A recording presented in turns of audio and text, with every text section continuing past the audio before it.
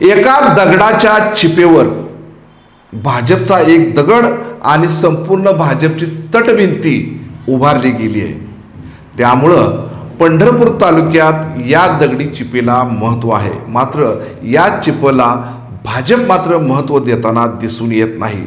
मग या चिपेचा वापर करतंय का, अशी देखील चर्चा सुरू आहे. नमस्कार, मी जाकीर नदाब आणि तुम्ही पाहतात एस प्राईम न्यूज. तर दर्शको, आपण हे बोलतोय पंढरपूरचे माजी आमदार प्रशांतराव परिचारक यांच्या बाबतीत. मागील अनेक दिवसापासून प्रशांतराव परिचारक यांना राजकीय विजनवास लाभलेला आपण पाहतोय. त्याचबरोबर त्यांचं भाजपसाठी पंढरपूर तालुक्यामध्ये मोठं योगदान आहे. त्याचबरोबर त्यांचं जिल्ह्याच्या राजकीय वलयात देखील त्यांचं मोठं योगदान आहे.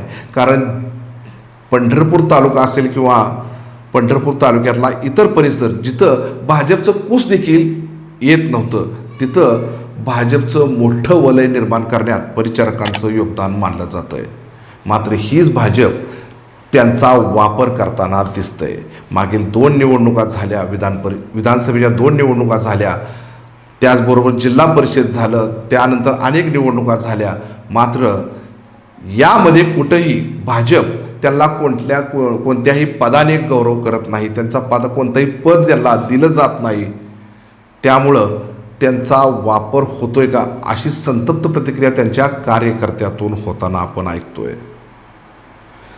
सध्या विधान परिषदेचं वारं घोंगावत आहे आणि या विधान परिषदेसाठी जिल्ह्यातून अनेक नेत्यांची चर्चा सुरू आहे.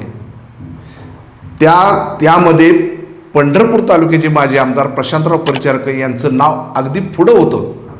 मात्र मागील 2-4 दिवसामध्ये भाजपचे बडे नेते चंद्रकांत दादा पाटील यांनी बार्शीचे माजी आमदार राजेंद्र राऊत यांच्या नावाची जय जयकार केल्याचं आपण पाहतोय.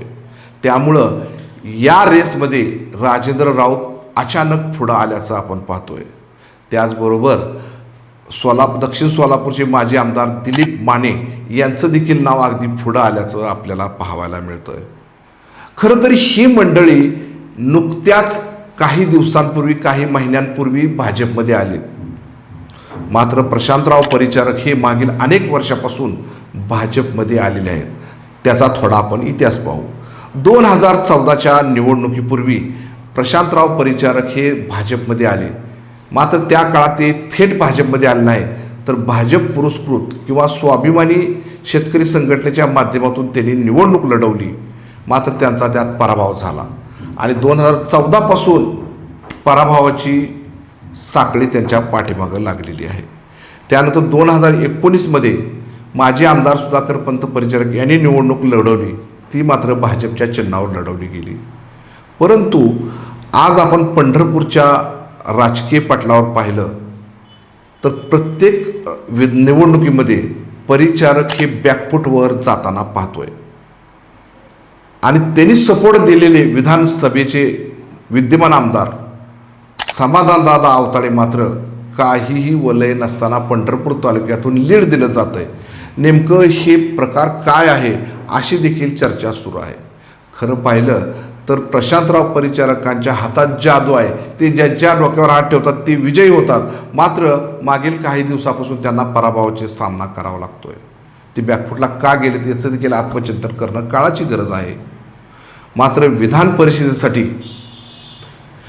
2024च्या झालेल्या विधानसभेत निवडणुकीमध्ये त्यांच्या बंगल्यावर चंद्रशेखर बावनकुळे यांनी आवताडे परिचारक गटाचा समझोता करताना विधान परिषदेचा शब्द दिल्याचं समजतंय. मात्र अचानक त्यांचं नाव रेसमधून मागे पडल्याचं आपल्याला आज दिसून येतं. त्यामुळं भाजप परिचारकांचा वापर करते का, अशी देखील चर्चा सुरू आहे. त्यासाठीच आपण म्हणतोय की एका चिपेवर संपूर्ण भाजपचा दगडाची तटभिंती उभारली गेली. मात्र आज या चिपेला भाजप महत्त्व देताना दिसून येत नाही. जर आजपर्यंत त्यांनी खरंच महत्त्व दिलं असतं तर परिचारकांना कोणत्या तरी मोठ्या पद देऊन त्यांना गौरवण्यात आलं असतं. मात्र भाजपने आजही कुठलं महामंडळ, कुठलं अध्यक्षपद, कुठलं मंत्रिपद काहीच दिलेलं नाही. त्यामुळे भाजप त्यांचा वापर करते का आणि येणाऱ्या निवडणुकामध्ये ही राजकीय परिस्थिती काय बदल करू शकेल हे आज सांगता येणार नाही.